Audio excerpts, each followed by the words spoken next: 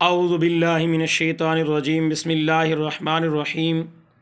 دوستو، جیسا کہ آپ لوگوں کو معلوم ہے کہ رمضان المبارک کا اب آخری عشرہ شروع ہو چکا ہے، جس کے بارے میں آقا کریم کا فرمان عالی شان ہے، آخری عشرہ جہنم سے نجاتی کا عشرہ ہے۔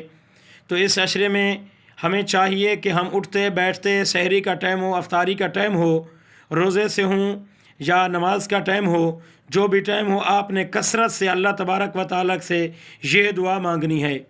بسم اللہ الرحمن الرحیم، اللہم اجرنی من النار، اللہم اجرنی من النار۔